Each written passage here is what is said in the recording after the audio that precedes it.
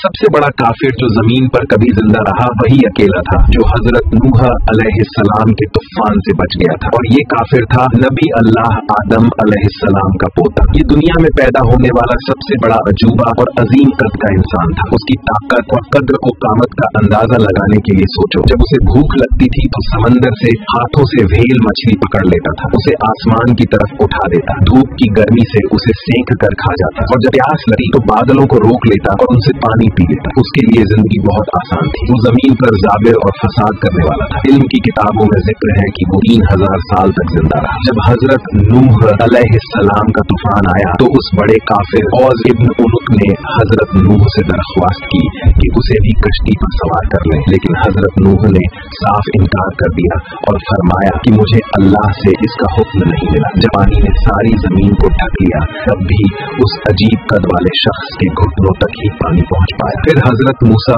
अलैहिस्सलाम के जमाने में यही औज अपनी बीवी के साथ सीना में रहता था। जब हजरत मूसा अलैहिस्सलाम ने बनी इजराइल को 12 कबीलों में बांटकर उन्हें मुकद्दस जमीन में दाखिल होने का हुक्म दिया तो वहाँ के कबीलों के सरदार औज के किले में पहुंच गए। औज ने हर एक को लकड़ी की गठर में डाल लिया और उन सबको उठाकर अपनी बीवी के पास ले गया और मजाक उड़ाते हुए कहा, ये लोग हमें पकड़ने आए हैं। वो चाहता था कि सबको एक साथ पांव से कुचलकर मार डाले, लेकिन उसकी बीवी ने कहा, ऐ औज, ऐसा मत करो, इन्हें लौटने दो ताकि ये अपनी कौम को हमारी ताकत और शौकत के बारे में बताए। और ऐसा ही हुआ। सरदार लौट कर गए और बनी इसराइल को पूरा वाकया सुनाया। बनी इसराइल डर गए और हजरत मूसा से कहने लगे, आप और आपका रब जाइए और लड़ाइए, हम तो यही बैठे हैं। इसी दौरान औज ने बनी इसराइल पर हमला करने का फैसला किया। वो एक बहुत बड़ी चट्टान अपने हाथ में उठाए हुए था। अचानक अल्लाह ने एक बड़ा परिंदा भेजा जिसने अपनी चोट से उस चट्टान को कुरेद कुरेद कर तोड़ डाला और वह चट्टान औज के सर पर गिरी और जमीन पर गिर पड़ा। फिर हजरत मूसा अलैहिस्सलाम ने अपनी लाठी से उसे एक ही बार किया और वो उसी वक्त मर गया। ये लाठी आम लाठी नहीं थी, इसमें एक अजीम राज था। इसी लाठी ने बनी इसराइल को नजात दी। इसी से समंदर